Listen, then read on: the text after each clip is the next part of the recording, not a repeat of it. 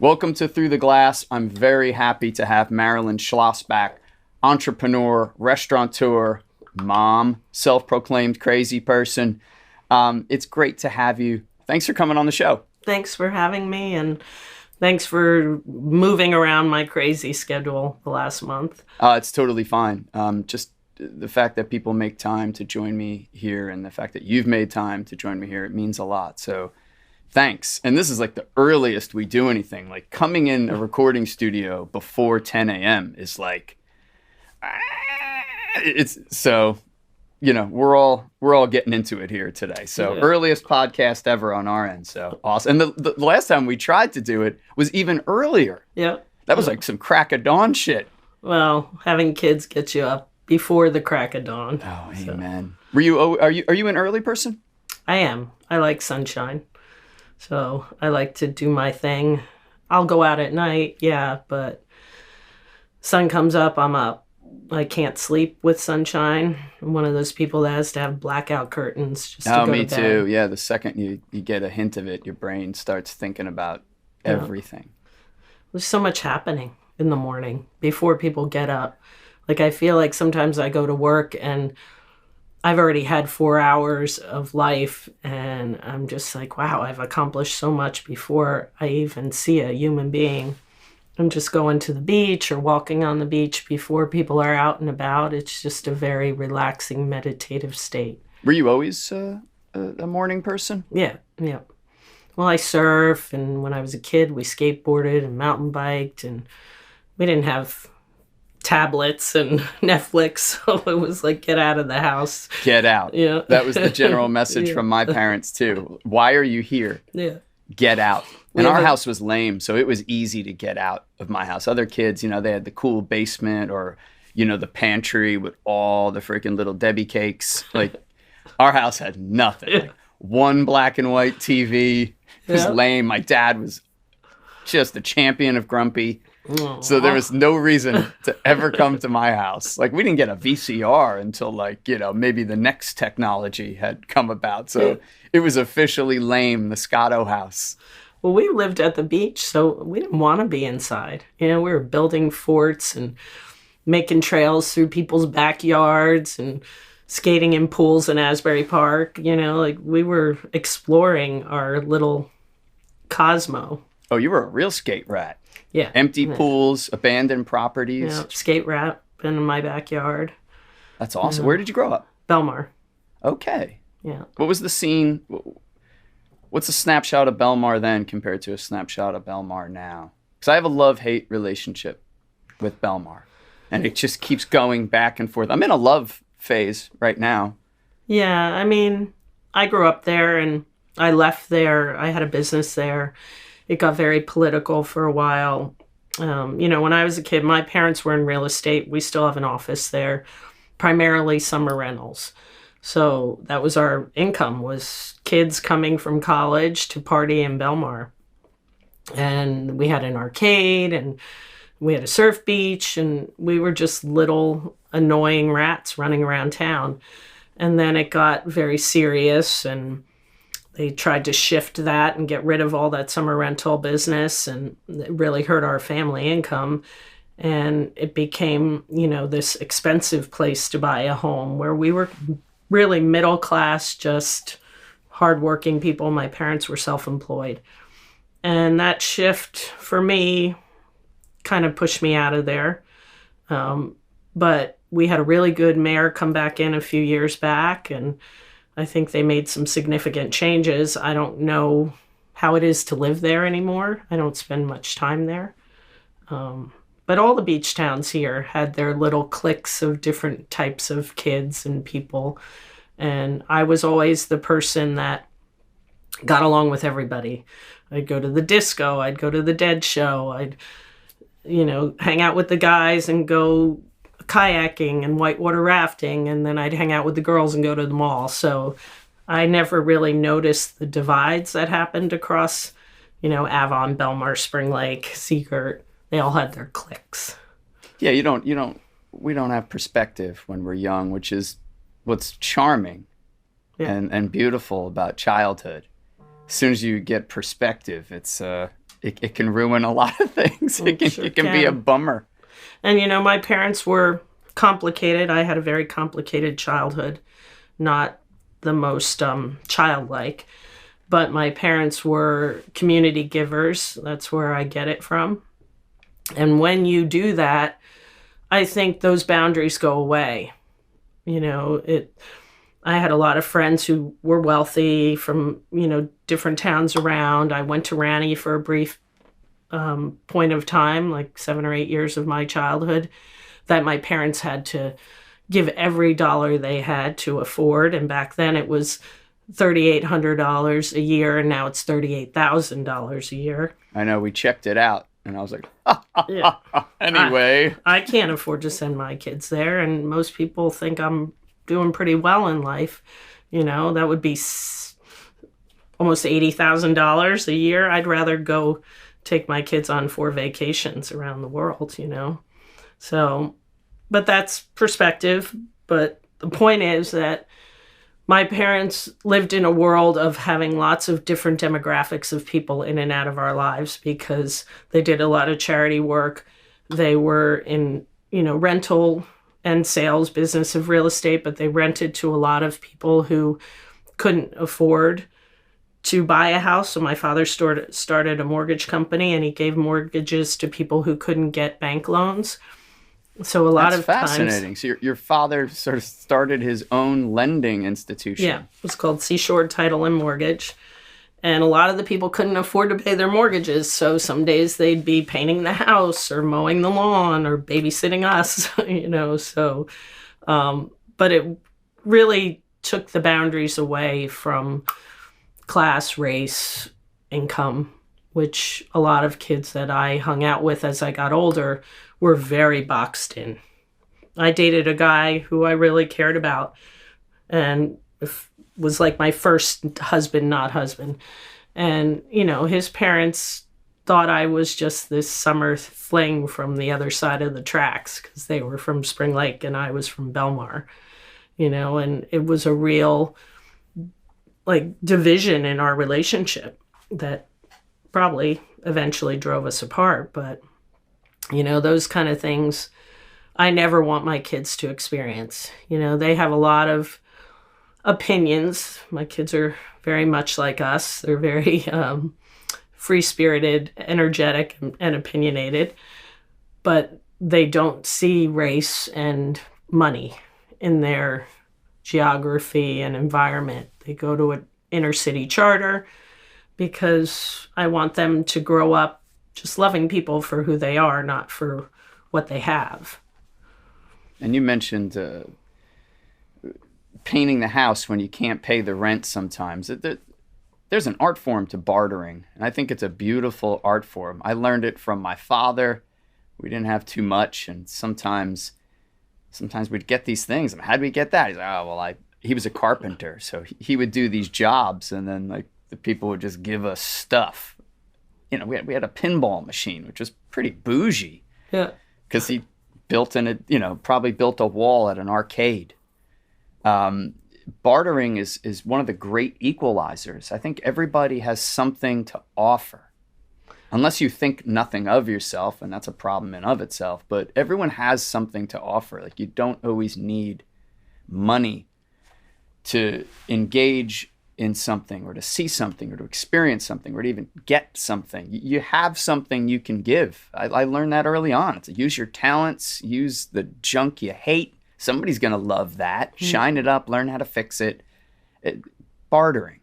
Yeah. I mean, in my world, food is a prime catalyst for bartering. Everybody needs to eat, no matter who you are and where you come from. So I've done a lot of that over the years and built a lot of relationships on barter. I think up until the last decade of my life, my husband and I had nothing. We've given everything back into our business. And until we had kids and kind of made some boundaries about that, we were always broke. We never had money in the bank. We always had food. We could always, go on a vacation or give somebody a party for something, buy a car with food. I mean, we've really built a life around that. Food is a language in of itself. Who taught you that language first? Who was your first mentor? Well, my first human being mentor was Tommy Tang, who's a Thai chef from California, who now lives in Thailand.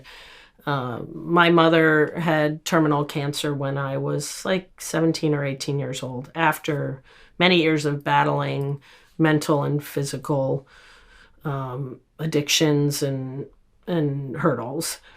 And when she got sick, my brother was going through a macrobiotic phase.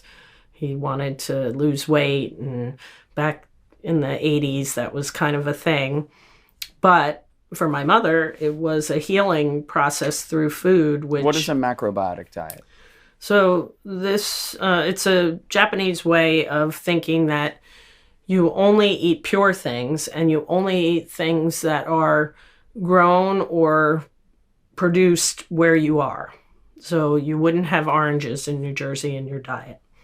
You would eat very seasonally, including fish, and very clean, not a lot of spices or no additives to the food, and only cooking in vessels that don't give off any kind of chemicals or mercuries or metals. So it's just a very clean way, especially if you're sick. I think when you're really healthy, macrobiotics can kind of get you out of balance a little, but when you're sick, it's an amazing way to heal your body.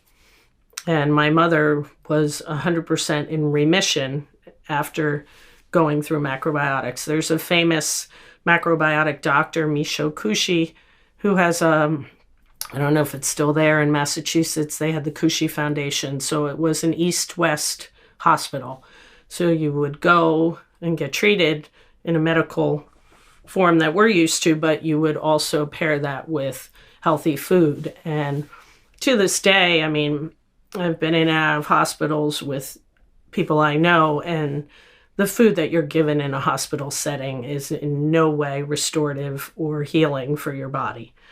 You know, they would give her pudding for dessert. She's got cancer. Cancer feeds on sugar, so you're giving a cancer patient sugar. So we kind of took that macrobiotics throughout the end of her life, including when she was in terminal care in the hospital. We refused any food that they gave us. We brought in all of her food. And at that point, I realized what the power of mind-body is, because my mother, when she got cancer and went through macrobiotics, my father was alive, and they were healing her. Her partner was there, who she loved and was committed to, and the food that was going into her body was healthy. My father died a year before her of a heart attack. He was 30 years older than my mother, so he was in his late 80s. And at that point, she lost her love and her will. So no matter what we did for her on a food level was not going to work. She was done. But while he was alive, I saw the transformation of her willpower to live and her food intake healing her body.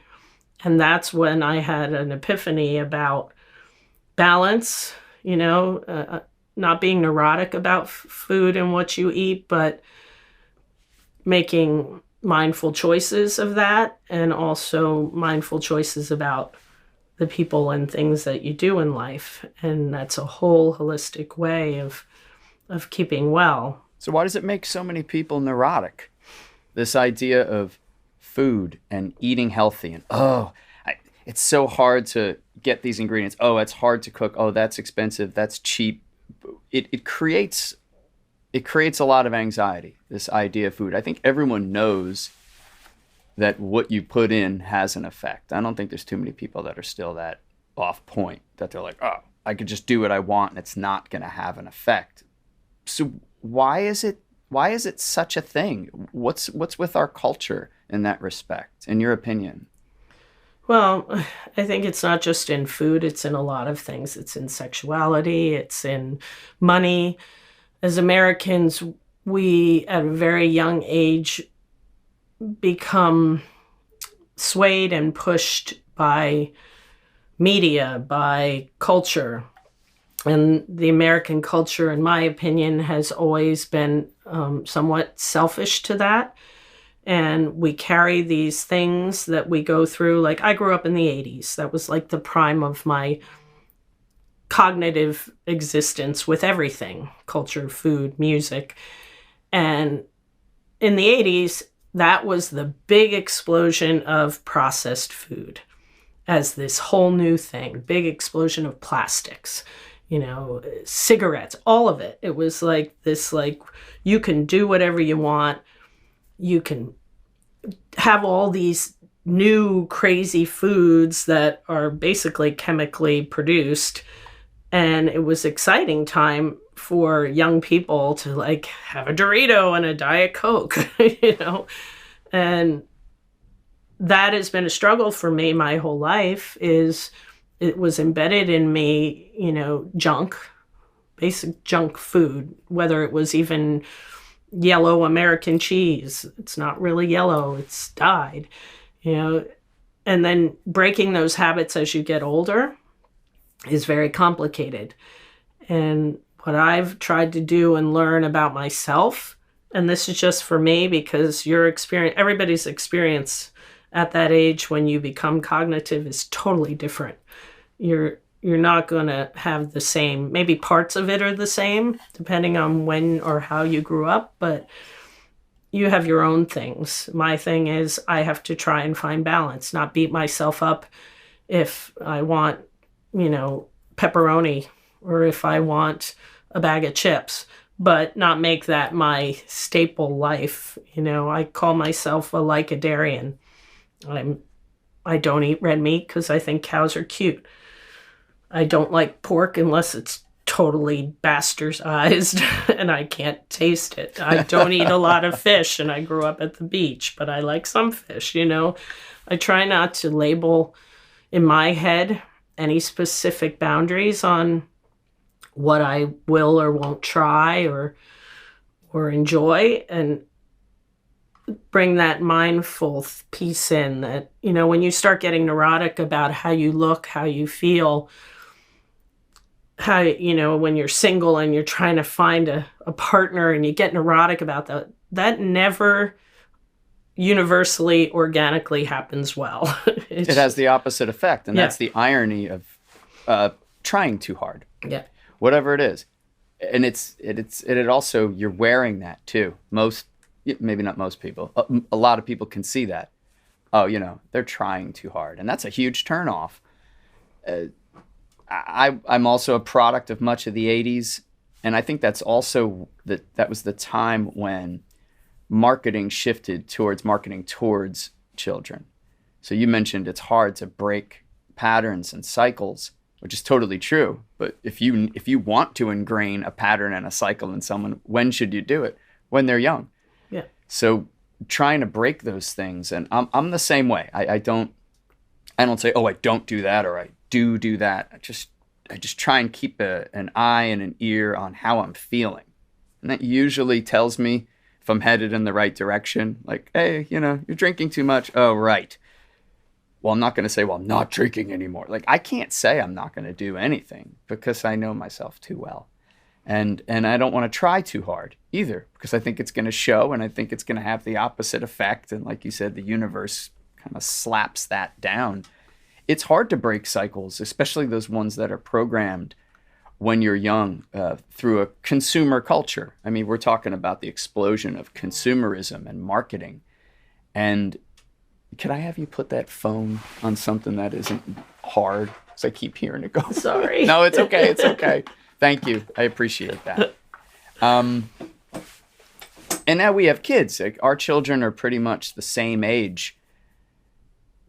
And I still think, okay, well, my wife and I are wiser, and we're not being programmed. I mean, we don't have cable TV, so we're not getting any of that.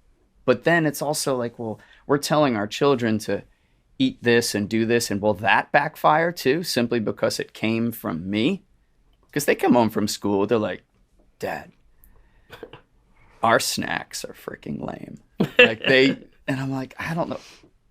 And I feel that tug at my heart. I'm like, well, if I just gave them this, then like they'd be stoked. But yeah, I mean, kids put a different perspective on everything. And there's so much information coming at us now about how to do this, how to say this, how to raise kids this way, how to birth kids and be pregnant with kids. It's overwhelming.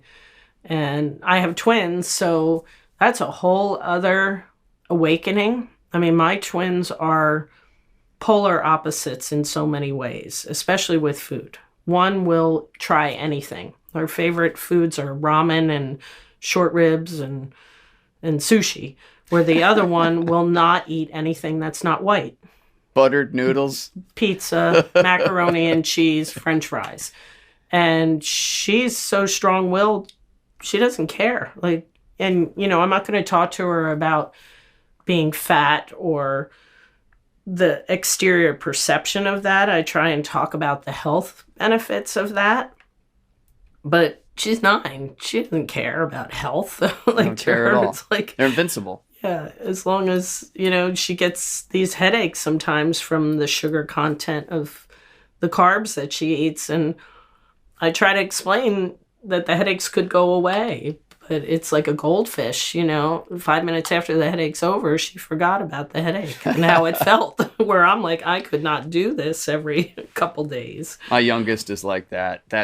That's always his preference. I mean, we'll force, but that's always his preference. And I'm into cycling, and he in particular thinks it's cool. And I had a little trainer, you know, and he's like, "Oh, I wish I could ride the trainer."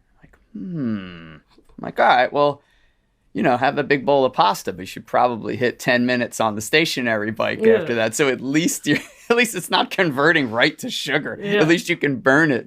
That clicked with him.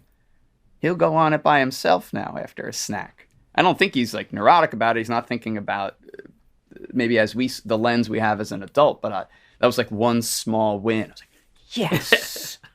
Yeah, man, stationary bike, just like daddy. Very cool. Have some more pasta. Yeah. I grew up only eating pasta. I grew up in an Italian-American household. There was pasta with every meal. And I've been to Italy. I think there's the pasta is different. Like, pasta isn't just pasta. You could eat pasta in Italy and you have a very different experience. What is that? Well, I think a lot of the food that we consume in America is over-processed. You know, wheat allergies, gluten allergies, lactose intolerance, this all comes from over-processing food, not from the food in its purest form. You know, if you eat unpasteurized cheese, you're not going to have that effect that you have from pasteurized food. If you eat pure wheat bread, it's not going to make you feel the same as that loaf of white bread you buy at the supermarket, you know. And I've never been to Italy, but I would assume that pasta is taken very seriously there. And I think the European culture in general does not put these severe labels on food.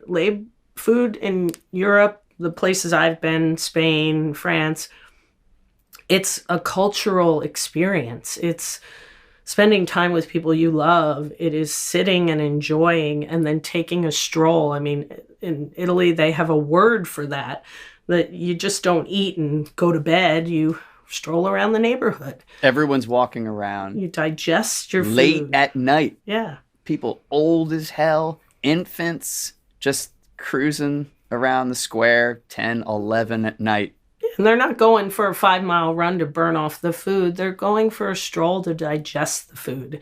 Here we have this, everything is about how we look and what size we wear. And, you know, a size 7 now is like probably a 4 when I was growing up. You know, like, how does the size change? Like, an inch is an inch.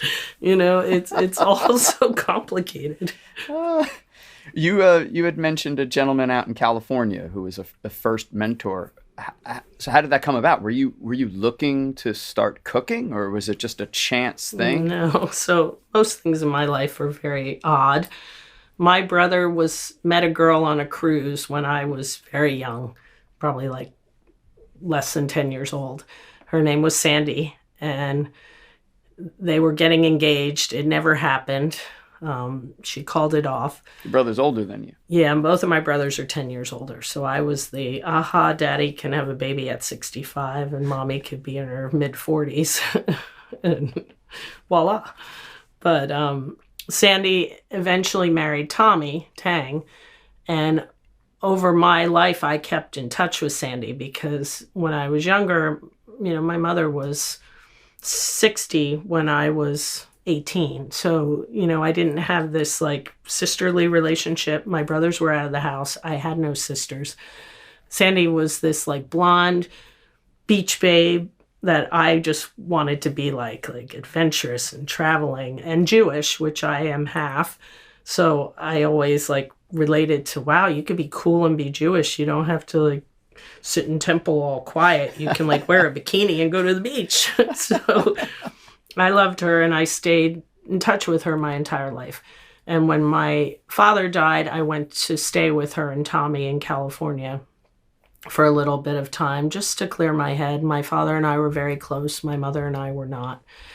And they had a restaurant called Tommy Tang's on Melrose. So back in that time frame in the 80s, Tommy Tang, Wolfgang Puck, the girls who own Border Grill, like there were these chefs in California that were starting to make a scene for food that we hadn't had prior, the California cuisine. Was there a scene anywhere at that time? It's not like it is now, folks, just so you know. Like no, not foodie wasn't really a thing. I mean, New Jersey was horrible. I did not get any inspiration from anything. Pizzerias. Here in my lifetime, in that part of my life. Now, yes, we have great chefs and restaurateurs here. But back then, California was the scene. Alice Waters was the only female chef that I really knew of at that time. And all these restaurants were along the California coast.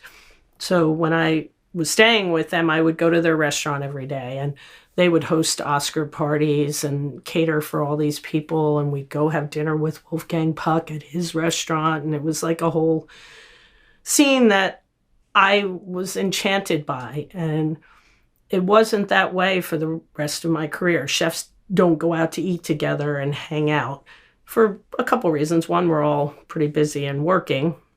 And two, it was a very competitive world for a long time, especially as a female chef. And people didn't really embrace each other that way.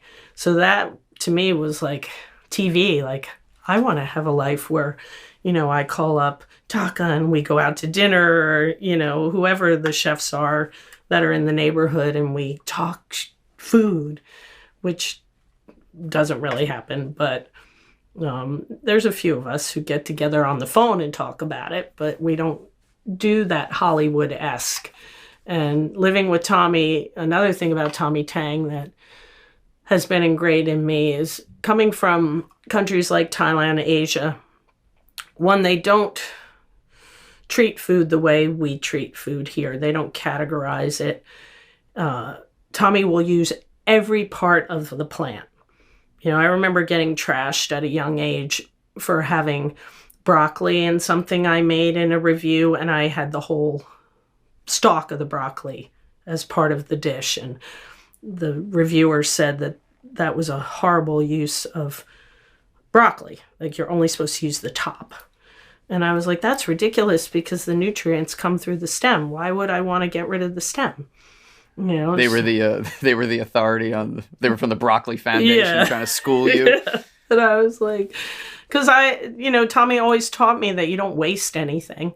There are tons of people that are hungry, that you shouldn't be throwing any food in the garbage or even in the composter. Like, if you can use the entirety of that plant, if you can take the husk from the coconut and heat it up to make the coconut milk, you do it, where he came from and how he grew up. So he had a lot of basic knowledge that I absorbed that made me excited about food and where it came from and who grew it and the benefits and the health part of that puzzle and that whole like loving food while you make food. Like I have a couple chefs that have worked for me, and I remember one coming to me and saying he wanted to fire one of the cooks in the kitchen. And I said, why? And he said, because he's so angry and he makes the food angry.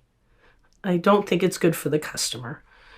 And, you know, that is true. If you're not happy with what you're doing and the joy that you channel through your body to your creation, I don't know, for me, energetically, it's just not good.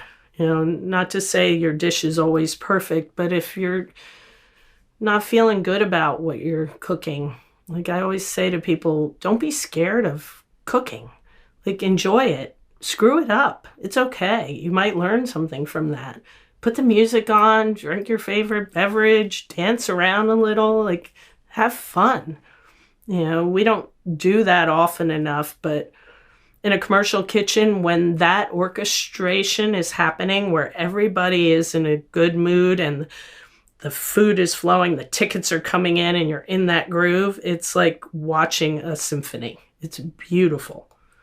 A large kitchen is an amazing thing. I must have worked in 6, 7, 8 restaurants from 14 to probably not even that long ago. Mostly out on the floor, but for a while, expoing and getting to see the symphony you speak of. First of all, it's super intense in a kitchen. And the craziest people I've ever met in life were chefs, by the way. So with all respect, I was like, I didn't think, you know, I remember like when cooking shows became popular and people were like, oh, they're all so sweet and nice. I'm like, any head chef I knew back in the day was violent, like throwing shit. I think they were just probably a little too coked out, a little too fired up and jealous of other chefs. Like, so it was insane back there, like almost scary. Think, you know, when a hot cast iron pan is getting thrown, that's when you know it's like, this is a wild place. But when it is working, it's amazing. Yeah. It's absolutely amazing. And I think a lot of people don't understand how many people are behind a line and how each role is sort of broken out. Can you speak to that a little bit? The roles behind the line? Well, you mentioned expo, and I do that a lot in the restaurant. One, because I think a good expediter can keep that orchestra going and understands the roles and the timing of those roles and how to move people to get everything to come together, because it's not like TV. You know, these shows on the Food Network, they're orchestrated. You're acting. Even if you are a chef, you're still acting. In a kitchen, you're working in your own little cosmos on your island, but all your islands have to come together at some point and create not just one plate, but usually 2 to 10 for a table that all have to go at the same time and all have to be the right temperature, or all have to be the right chill, whatever that is.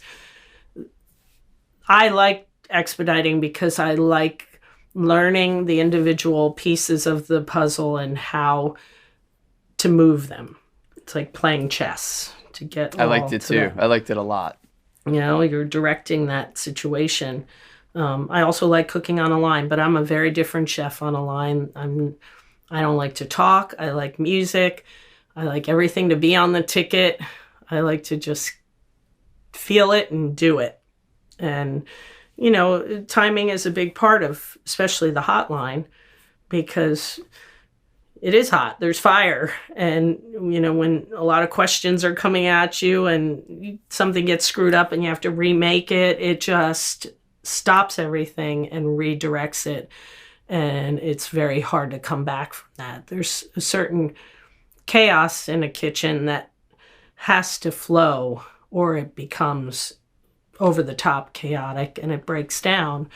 And we've had some chefs in the past, not too many, because I don't really tolerate that kind of behavior of throwing pans and being mean to people. Like, everybody, including the dishwasher, has a right to be happy, no matter what they're doing in the moment. And without any of those pieces, it doesn't work. If your dishwasher doesn't show up, how are you going to cook food, orchestrate that, and make sure you have the pans and the dishes to do your job? Like, you need everybody. And I don't think people who eat in restaurants understand the complexity of the roles, no matter what level the pay grade is, or even the level of the restaurant. Yeah. Like, oh, just that place, or oh, that place. The exact same thing is going on in the kitchen in those two places. Maybe, different ingredients and maybe different personalities and a different protocol, but it's the same process. Yeah, and it's how it's presented, and this is something I struggle with. I was listening to Gary Vee on my way over here. Love Gary Vee. I was just turned on to him. I'm one of these people who doesn't go searching for things until somebody tells me. Gives you a good kick in the ass when you need it. Yeah. Love that guy. But they were talking about owning your accomplishments, which many of us don't do, especially overachievers and people who give back. We constantly feel like we're not doing enough. Like, I never feel like I'm giving enough to the world, to my staff, to the public, to my kids. And, when you're in these roles of creating, I look at my restaurants and I say, wow, we made it through COVID. We, success, pat us on the back, feel good about that, instead of continually being stressed about it. Feel good about the fact that we use local product, sustainable product, and we pump out sometimes 1,600 meals that day.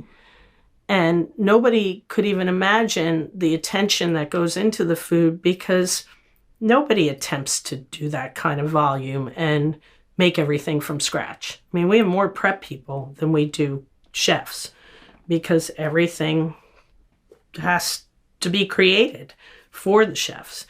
And, I don't talk about it enough, because it's like, when you're this person innately and you're not trying to be, it's very hard for you to promote that in yourself, because you just do it. It's like, you get up, you sleep. You don't talk about sleeping because you sleep, because you're a human being, And I have to start telling people how much goes in, especially Langosta, which is a monster. Well, let's talk about it. Here you go. You've got a platform. Prep is everything. I love doing food prep. Like, if my wife's cooking, I'm like, can I prep? Yeah. Can I chop that? Like, it's not totally altruistic. One, I like doing it, and two, I'm like, I want to make sure it's done a certain way. So I'm kind of a jerk like that. But I'll teach the kids how to prep.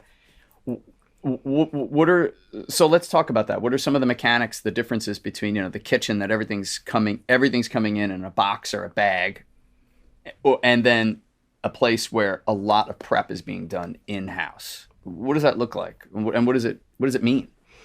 Well, I mean, I think we're very thoughtful about where our product is coming from. We probably have more vendors than most restaurants, because we like this particular thing from this vendor. We like this particular thing from that. We support local producers, mainly because I think farmers are simpatico with chefs. Long hours, hot, dictated by weather. Like, it's just, if you don't love it, don't do it, because it's not rewarding unless you're really passionate about it. It's not a financial, mountain of money coming at you ever. The restaurant business is historically known for low margins. And now, because of COVID and the price of everything and the labor increases, we're not making any money. We're just hoping to get to the other side. And when we are making money, we're still hoping to get to the other side, because where we are here, it's 40 degrees today, and yesterday it was 60. Like, it's so hard to maneuver your business through that. And then you come in, and we call it mise en place, everything in its place. And this is a big one for me. Be prepared to be busy all the time, so you don't get caught in that. Saturday we had Santa run here. Oh, Which I think these things are beautiful, honestly. I think just being a visual kind of artist in my head, my husband's a painter. Like, I see all these red Santas and I'm just like, this is beautiful. Until 200 of them are trying to come in for breakfast and I only have one bartender, one server. And, you don't know what to do. You can't make enough money in that moment, and you're losing money because you can't help these people because you don't have the staff to do it. It's a really hard calculation. Yeah. I go out, somewhat regularly, and the amount of people I'm with who are like, oh, how come there's only once? I'm like, you don't understand. Like, why can't I have that table? Yeah. I see all those empty tables. Oh, that's probably, and I have to usually explain best I can. I mean, I don't own restaurants. I'm not a chef, but I've worked in so many, and I'm very steeped in that world just from so many years.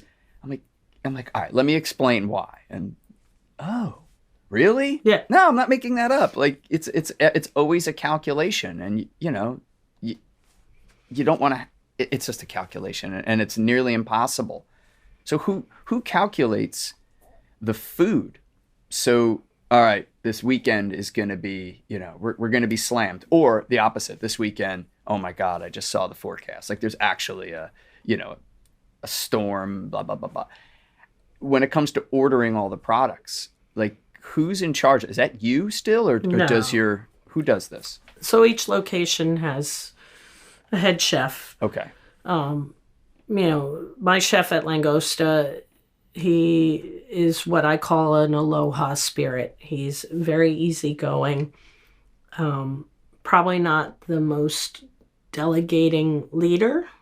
This is probably his off thing, but he can order for that pavilion like no one I've ever seen. Just imagine. I mean, the summer, thousands of meals are going through there, and not just one concept.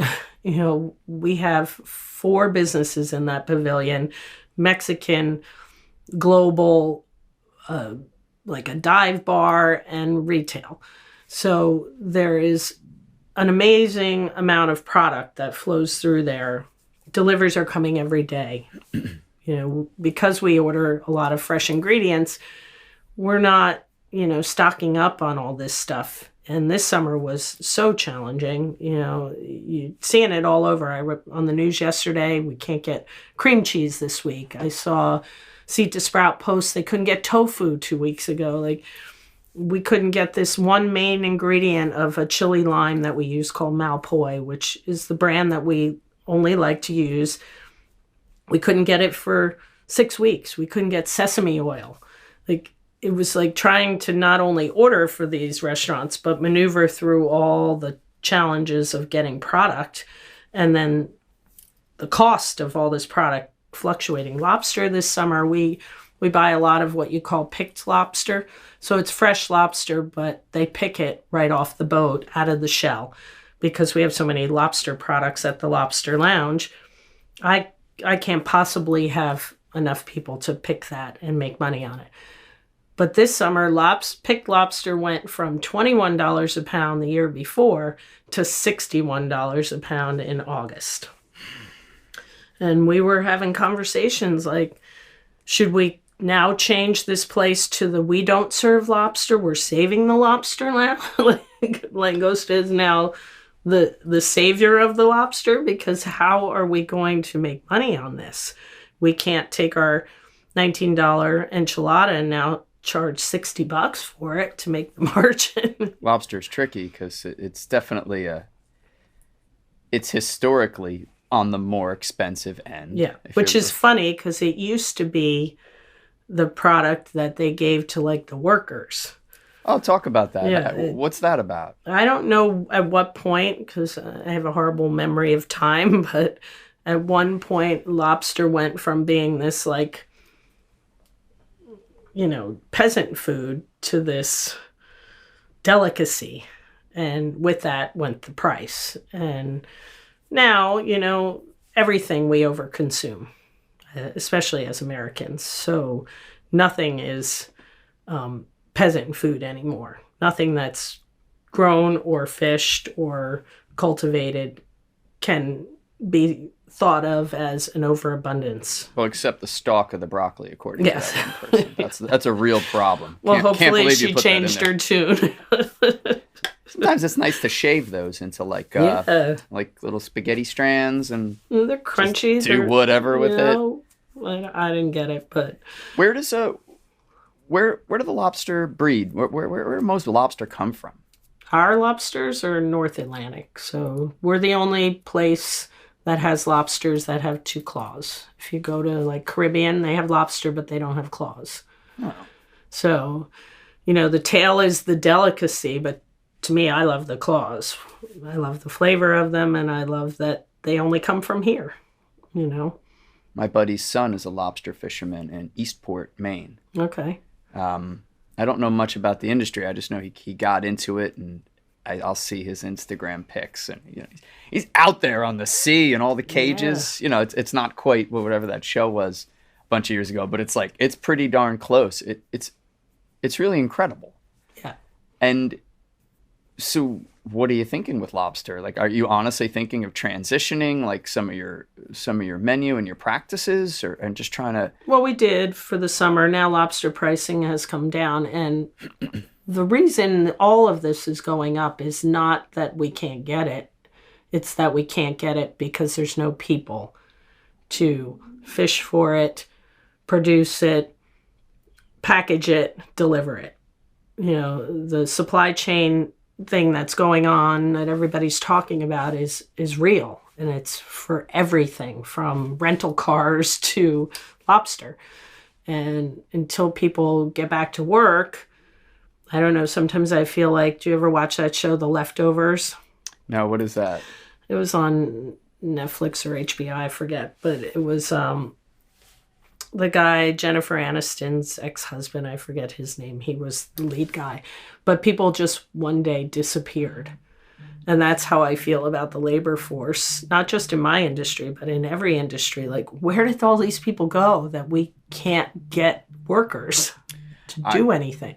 I don't need to tell you, but you let fly some impassioned Instagram stories this past year or so, and I follow you on Instagram, and I caught some of them, and impassioned is probably an understatement. Very emotional, and you were trying to wrap your head around.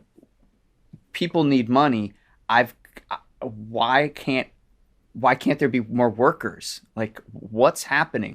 What do you think was going on with the psychology there during last year and still now, with the workforce drying up and in some instances having a tough time bouncing back? I've never seen more help wanted signs in my life than in the last 6 months or so. What's going on there from a psychology perspective, in your opinion? Well, I mean, I can only speak to my industry because that's the one I live in. And last year I was the chairwoman of the Restaurant Association, so I did see and hear a lot of the stories of the industry and of the legislative body that was there to help or hinder us in the industry. I think for us, when shutdowns began, people were nervous and people were getting laid off because we weren't able to do the business we were doing. And at that point, I could only look at myself. Like, if I worked for me and I was told that I might not be able to carry you for the next year, and I always wanted to be a graphic artist or a marine biologist, which are two things I have always wanted to be, maybe I would go to school at that point and pursue something else. Or if I was the bread baker at the restaurant, and now I can start a TikTok or an Instagram about my bread and start selling bread, maybe I'm going to go do that. I don't think unemployment was the factor. I think everybody uses that as an excuse politically on either side.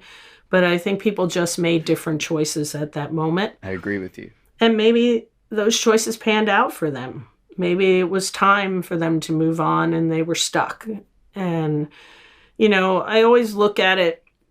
There was a time in the movies where, George Clooney, all those actors of that time were like the big thing. And that carried through this period of like years after they were hot. And then all of a sudden, all these young people popped in. What happened in between there? That's where I feel like we're at in our industry. Like, you had your staple people in the industry, you knew everybody. And this is not just my age. I mean, down to the 20s. And now there was like this, like, I don't know if you know the underpants gnomes from South Park. It's like, collect underpants, silence, make money, profit. The silence part, I think we're in. Like, we're going to have to shift, and there's going to be a new movement of people in our industry. They are going to be very different than the ones that left. They're younger. They're exposed to a totally different culture than I was. I stopped fighting the put your cell phone away, honestly. Like, for years, put your cell phone away. We're going to lock the cell phones up. Blah, blah, blah, blah, blah.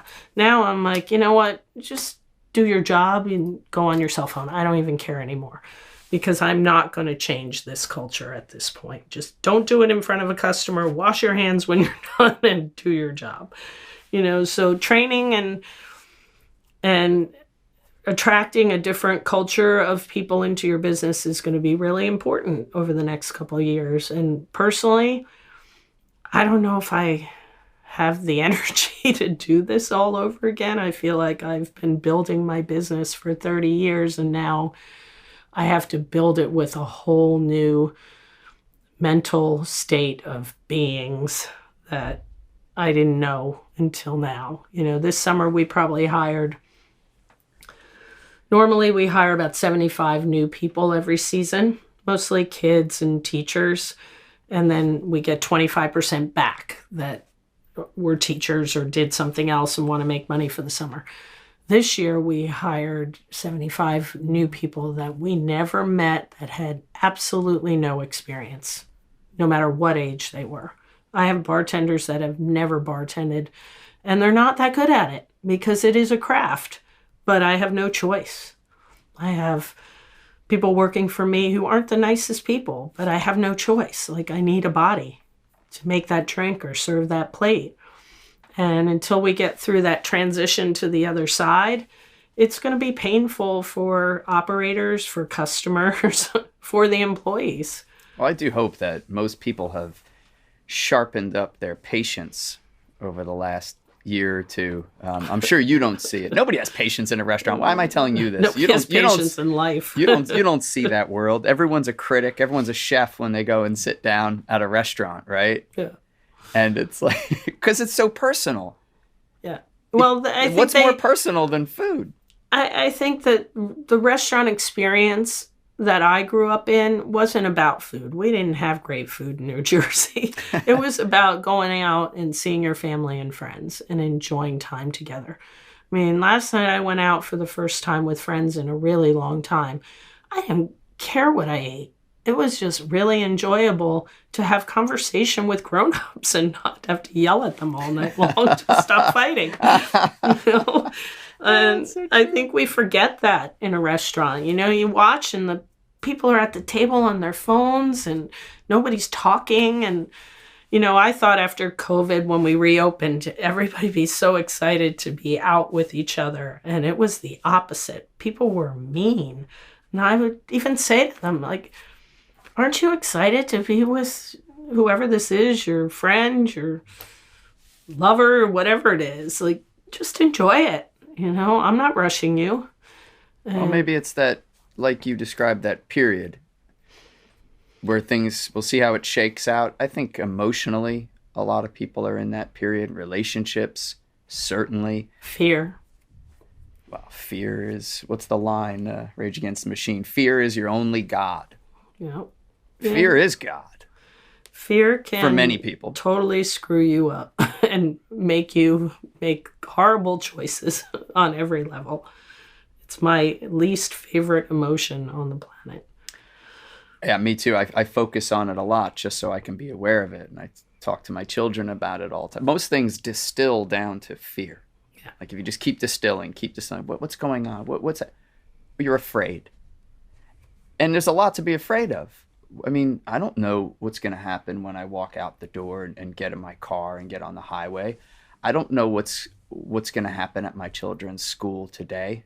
You know, it's easy to be afraid, but there's so much to be thankful for. I mean, we have so much. I'm sitting here talking to you. It's lovely. You're awesome. I conjured up this podcast out of thin air. That's freaking awesome. My family is relatively sane. I'll take that. Maybe they'd say the same about me. There's a lot to be thankful for. But I think we're in this shakeout period, like boggle, right? Yeah. Let's see what words get spelled. So if things get weirder and crazier and you're like, I don't have the energy for this, what else you want to do? What would you want to do? I think that's been the contemplation of, we were talking about ageism before. Yeah. You know, as you get older, time is more precious, and the tolerance for other people's crap is lower. You know, I'm trying to put into perspective that I can't control the outcome of anything, especially another human being's reaction to me or my business or life, because we are all going through our own stuff. You know, and I think if I knew what else to do, I might be doing it already, you know, but I just don't know. And, you know, I'm trying to set up some things for more time with my kids as they get older. I'm not a good young parent. Like, my kids are like my buddies, and now that they're getting older, we can do things like go surfing or go get a pedicure, and that's fun for me, like going to the Sky Zone and that kind of stuff. I just, I don't want to watch kids' movies. Let's watch teenage movies, you know. So I'm looking forward to those years, and my kids surf now, so that's fun for us. And we go hiking, and we're going to put them in snowboards this year because my husband and I are both snowboarders, and we haven't done it because of them, and I want to get back into it. So there's like physical things that I miss about life, and I want to do them before I can't get on a snowboard anymore, or I too achy to surf, you know? I mean, that's a reality as you get older, and I don't look at myself and say I'm going to be 60 in the next couple of years and I look old. I look at, I'm going to be 60 in the next couple of years. I want to go to Antarctica and hike around before I'm too old to do that, or I want to go on a safari and not have to go in a minivan. You know, like that's what comes to play for me. It's not necessarily the next career move. I think I'll always have some sort of entrepreneurial thing I'm doing. I just really, I want my businesses to grow and make more money, be more profitable, so that my kids can go to college without me having to worry about it. And I can travel and go to these places I've always wanted to go where I couldn't go because I had no time or money. So, you know, career-wise, I think that's over for me. Like being a marine biologist at this point, I don't think I have the wherewithal to go to college for 6 years and study. You'd be that uppity student. Yeah. I got my real estate exam license again last year because my parents were in real estate, and I had my license before I drove. That was the thing in our family. You're getting your license.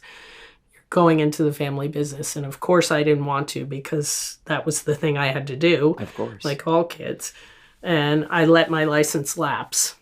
And to my dad, I was like, I'm just going to do this. It's COVID. I'll take it online.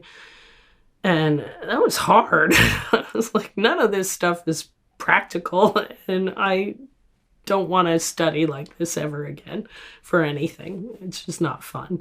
Is that one of the reasons you love traveling and you try and travel as much as possible? Is it to sort of have these quick escapes, and reminders that this isn't like a finality. These restaurant, the housing market, money, all these things, like they're important, but it allows you to escape from that. Because it seems like you have a special love for traveling, and it seems like you've done more than most. And even just since you and I started speaking, whatever it was, like a month or two ago, I feel like you've been away twice. Yep. Which is amazing. Yeah, I mean, what is it about I felt traveling? trapped in COVID. I felt trapped here, which gave me a love for, honestly, Pennsylvania and upstate New York, because it was the only place we could go, and I never really went to those places because we always leave the country when we travel. I've always been a traveler. I think my childhood was very difficult and stressful, and when I was 16, I got out of here. I just lived on a sailboat in St. Croix. I went to France. I went to Australia. I just wanted to go. And at that time, girls in particular didn't go do things like that. With mostly men I traveled with, because I surfed and did all these sports that women didn't do back then. And I love getting inspired by culture in other places and seeing where food comes from, where the types of clothing they wear, where the inspiration of color comes from the different places that we go. We never really stay in fancy hotels. We always rent a house or live in even our honeymoon, we went to the Galapagos and we couldn't afford to go.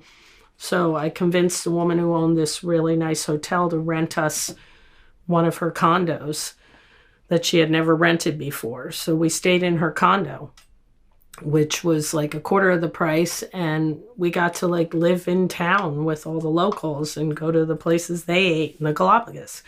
And, to me, that's inspiring. And it also lets me, I can't really relax here.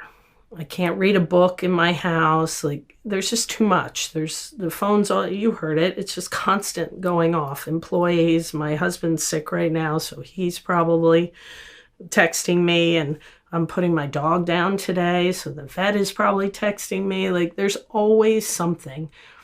And I will take 5 books, not a Kindle. I like the pages, and I'll just read and chill wherever we go and mix that in with culture and surfing or hiking, whatever we're doing. And it's honestly, it takes me about a day to disconnect from all this. But the last trip we were on, no TVs. I had no idea what was going on here. The people we were with and the area we were with, I was like, do you like your president? And we're like, I don't even know who he is. It's that's awesome. You're living life. You're off the internet grid, not life grid, but that's a really freeing thing to do, to just not know what is going on anywhere in your life except for that moment that you're in. Which is a struggle for a type A. Yes. Julie, my wife, she's a type A, so she struggles with that, never feeling like they're doing enough, not giving enough, Meanwhile, I'm like, you do 10,000 times more things than me. And thankfully, I don't feel bad about that. Yeah. That would be a lifelong hang-up. Is that maybe what one of the things that that links you and your husband? You said he's an artist, because the artist, probably quite different from handling behind the line of a kitchen, the art world. So is he a balance for you in that respect? Yeah. I mean, my husband is one of the sweetest, most intuitive people I know, which is a really good thing, especially in business. I'll always bounce off ideas, not just creative, but people, because people are a big part of my business with him. He's also nothing little phases me. I can roll with the punches. He's the opposite. All the little things faze him, the big things don't. So he feels everything. Yeah, so we balance that out. Because he's a self-employed artist, he's home a lot, so he helps a lot with the kids. For me, that's a really good balance. And, we worked together in the kitchen a bit. And that we used to call it at Market in the Middle, Sundays with Satan.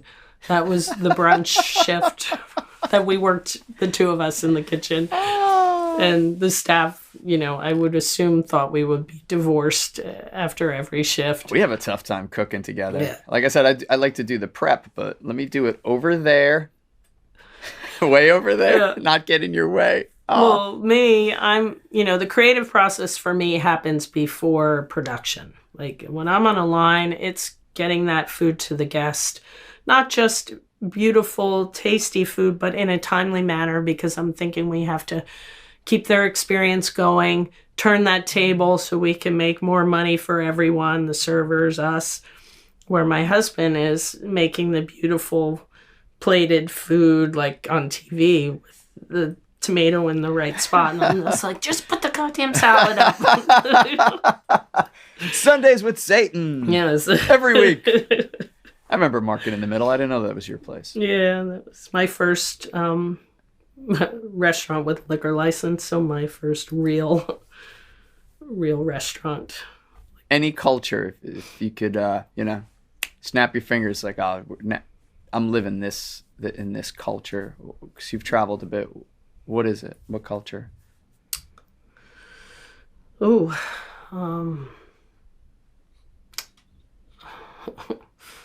most cultures outside of the U.S. A lot of the places we go, there is a very grand sense of family. Ohana, like taking care of those around you, not just your blood family, but your neighbors, your community. That speaks to me. We've been through a lot, through Sandy, through COVID, through lots of death between my husband and I with family members, sickness, all of these things. And just like the restaurant, you can't do it without your community. We're not meant to just be alone.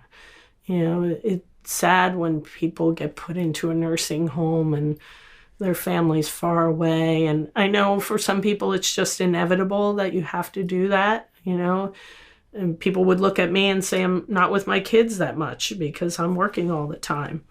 So, just trying to nurture that feeling of love within your entire community is important to me.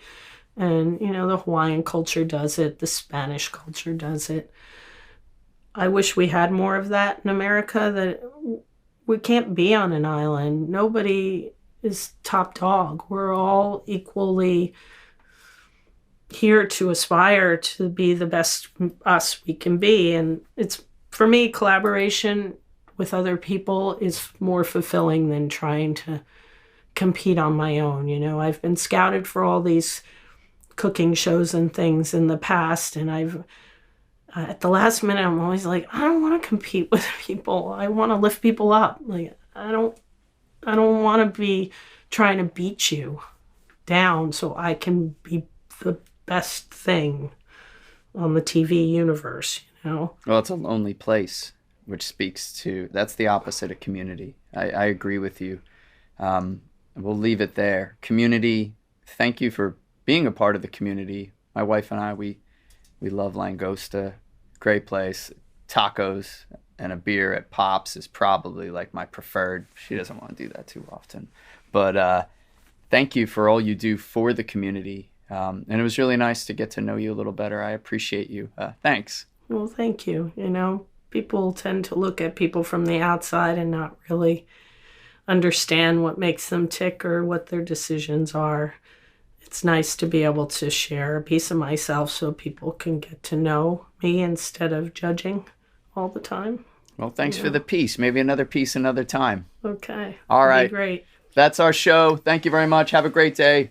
Be with your community.